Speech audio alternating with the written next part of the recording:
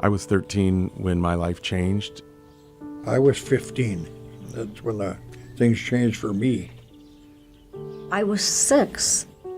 I wonder what type of a child I would have been. I was 13 years old. I was in 8th grade. I don't think I really understood what had happened to me until years later. I remember thinking, I don't know who I could talk to about this. My sexual assault occurred when I was a senior in high school, and I know that when I got home, I told no one. And even though you would cry, a lot of people wouldn't understand why you were crying. I was just devastated. It's very traumatic. I felt so wounded and like a failure. I had just failed. Your parents want to know what's going on, and you just kind of lock off. You don't realize why you're locking off. I didn't tell anybody till I was 38 years old. And I think as a survivor, there's a part of your mind where you think it was imagined. I went through many years where I thought, oh, it's not true. Because you feel isolated. You're afraid if you do tell your truth, people are going to judge you. They're going to look at you different. And that's when the shame and the guilt and all of that comes out. Living in the shadows is not comfortable, but it almost seems like it's become, and it always has been, a part of my life. Living in the shadows is living with a part of myself that I'm hiding. In the shadows is the loneliness where you feel completely isolated. Nobody sees your pain. They can't see you. You're in the shadows. Most people choose to hold these experiences in silence for weeks, months, years, and decades.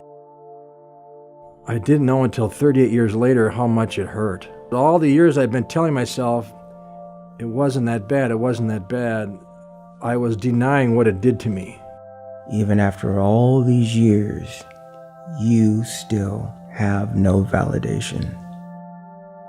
When your mother goes, you can't be telling lies like that. Where else you got to go? To be abused and to want to tell someone, it wasn't an option for me because I didn't want to get kicked out of school. You have to go against this institution that basically formed the culture of your family.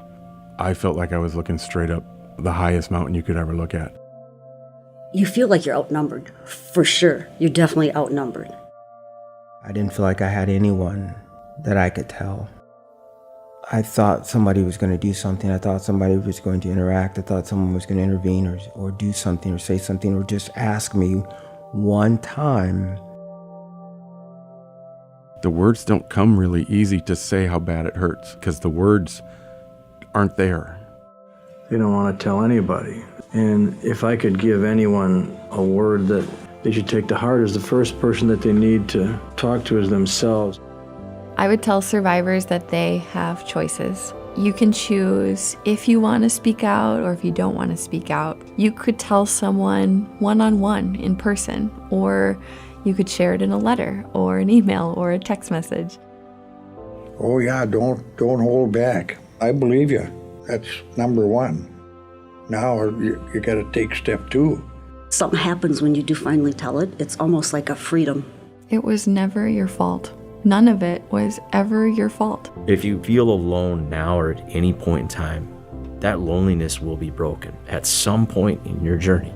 I was motivated in part because I felt like I deserved support. I'm finally in the company of people that understand what I've been through. We're all going to fight together. I guess I feel like now I have hundreds, if not thousands, of people on my side, walking with me.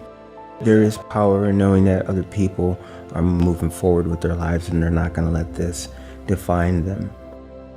What motivates me now to continue my journey as a healing survivor is the idea that we're making progress.